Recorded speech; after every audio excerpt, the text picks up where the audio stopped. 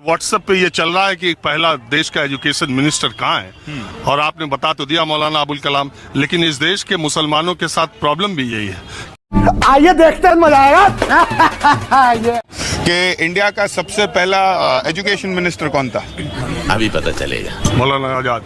आज व्हाट्सएप पे क्या चल रहा है कि एजुकेशन मिनिस्टर ही वो था, क्या बोलते हैं, बेचारे भूल गए होंगे, टेंशन बहुत है ना कि उसके पास में ही तालीम नहीं अच्छा थी। एक बात बताइए, हाँ जी सर। मौलाना आजाद दफन कहाँ है?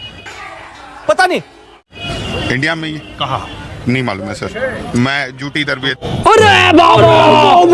बात ये है कि व्हाट्सएप पे ये चल रहा है कि पहला देश का एजुकेशन मिनिस्टर कहाँ है, और आपने बता तो दिया मौलाना अबुल कलाम, लेकिन इस देश के मुसलमानों के साथ प्रॉब्लम भी यही है क्या बात है, चलिए शुरू करते हैं। कि वो मौलाना आजाद के बारे में बस इतना ही जानते हैं, इससे ज्यादा नहीं जानते। मेरी बात एक मिनट, मेरी बात का बुरा न मानिएगा।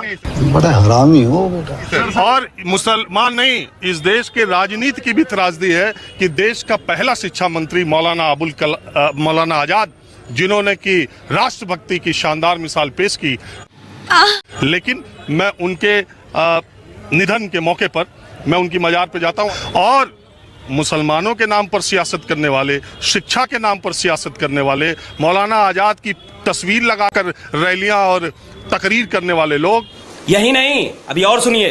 और ज्यादातर इस देश के मुसलमानों को यह पता नहीं है कि जामा मस्जिद से 100 मीटर की दूरी पर मौलाना आजाद की कब्र है, और उस दिन वहां पर आज तक कोई नामचीन नेता पिछले 10 वर्षों में नहीं गया।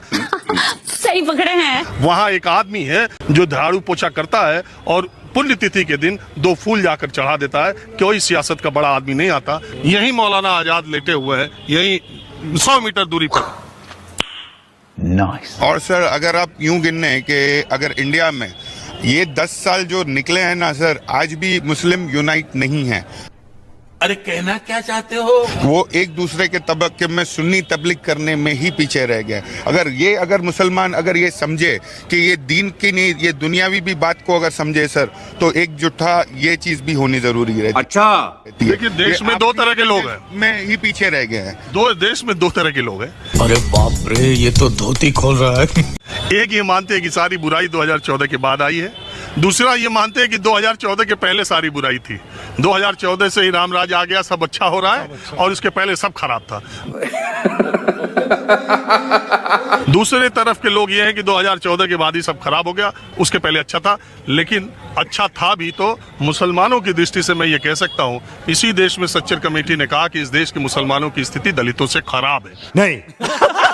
तो जो लोग मुसलमानों के खैरखा और हमसफर हमराह बने हुए थे, उन्होंने आजादी के 60-70 सालों तक मुसलमानों के लिए यही किया कि उनकी हालत दलितों की तरह थी। क्या बात है सर, क्या बात है सर, क्या बात है।